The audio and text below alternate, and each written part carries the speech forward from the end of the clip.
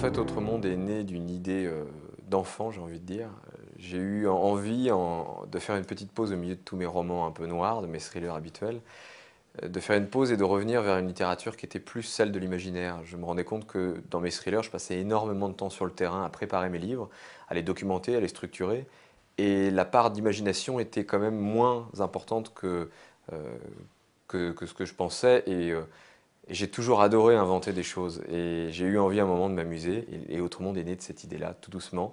À un moment, je me suis dit, ok, je crois qu'entre deux thrillers, j'aimerais bien faire une petite pause, quelque chose de très récréatif, uniquement construit sur l'imagination et plus du tout sur la réalité. Autre Monde commence par une tempête, une énorme tempête qui va frapper le monde entier. L'histoire est située essentiellement à New York, mais on comprend très rapidement que ça semble toucher une bonne partie du monde. Et cette tempête, en fait, va transformer la vie du jeune héros, Matt, puisque au petit matin, il se rend compte qu'il est seul dans New York, couvert de neige. Les parents ont disparu, les adultes ont disparu de toute la ville. Il va assez rapidement rencontrer d'autres enfants comme lui, d'autres adolescents. Ils vont s'assembler pour essayer de reconstruire une sorte de petit groupe pour survivre en nombre face à une nature qui est devenue hostile, très féroce, très très sauvage, et essayer de comprendre ce qui a pu se passer.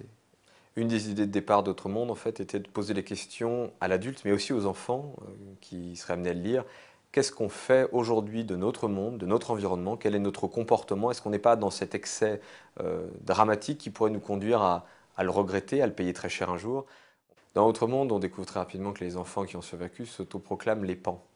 En hommage à Peter Pan, l'enfant qui ne voulait pas grandir, ils ont peur de devenir des adultes, donc des cyniques, de basculer de l'autre côté à un moment ou à un autre de leur vie. Et ils vont vivre ensemble et ils vont essayer aussi de mettre à profit leur altération. Leur altération, c'est un terme qui a priori est un petit peu négatif parce qu'au début, quand ils découvrent cette espèce de pouvoir que chacun a, ça leur fait peur. Et donc ils le considèrent comme une malformation quasiment. Parce que depuis la tempête, chaque pan finalement a développé une capacité particulière qui est liée soit à son histoire précédente, celle de sa vie, soit à sa nouvelle vie dans Autre Monde. Le tome 4 d'Autre Monde, Entropia, c'est l'histoire de ce qu'il y a après les rencontres entre les cyniques et les pans qu'il y a eu dans les 3 premiers tomes. C'est l'histoire de la vérité finalement. Qu'est-ce que c'est que cette tempête? D'où est-ce qu'elle vient? Et surtout, quelles sont ses autres conséquences, indépendamment de celles qu'on a pu découvrir dans les 3 premiers tomes, à savoir la nature qui reprend le pouvoir, les hommes qui ont perdu la mémoire, ceux qui ont survécu et les enfants qui sont livrés à eux-mêmes. Est-ce qu'il n'y a pas autre chose? Qu'est-ce que c'est que cette espèce d'entité étrange qui vient du Nord? Qu'est-ce que c'est que l'Européroden, cette créature mystérieuse qu'on voyait dans les 3 premiers tomes? Est-ce qu'elle n'aurait pas sa source au Nord? Voilà, c'est toutes ces questions qui sont posées et surtout, qu'est-ce qui est devenu la pollution? Qu'est-ce qui est devenu la surconsommation? Qu'est-ce qui est devenu Internet après cette tempête? Et si tout ça s'était assemblé pour former un étrange dessin? Voilà, c'est l'idée de base de ce roman et vous découvrirez bien rapidement ce que c'est qu'Entropia. L'idée dans Entropia, à la fin du roman, c'est de proposer aux lecteurs qui ont aimé de m'envoyer une proposition de pan, une description très courte, et également une proposition d'altération qui irait avec ce pan-là, qui serait expliquée par des circonstances de la vie de cet enfant, de cet adolescent.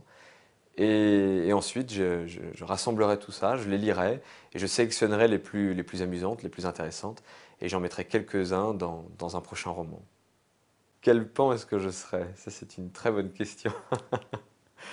Si j'étais un pan, je crois que mon altération, ce serait peut-être celle d'ubiquité. J'ai tellement envie de faire de choses, j'ai envie d'être tout le temps partout, de visiter le monde, d'écrire, de lire, de regarder des films, de m'amuser, de voir des gens, et je manque tellement de temps que peut-être que l'ubiquité serait mon altération.